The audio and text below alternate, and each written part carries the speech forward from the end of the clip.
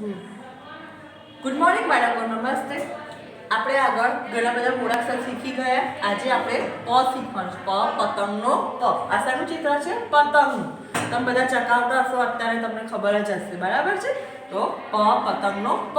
એ રીતે પહેલા આપણે પ ઘૂંટીશું કે કેવી રીતે પ લખાય. આવી રીતે બાળકો પ લખવાનો છે, તમારે ઘૂંટવાનો છે. ત્યારબાદ આપણે લખીશું ફૂલ પેજ. હવે આપણે લખીશું પતંગનો પ.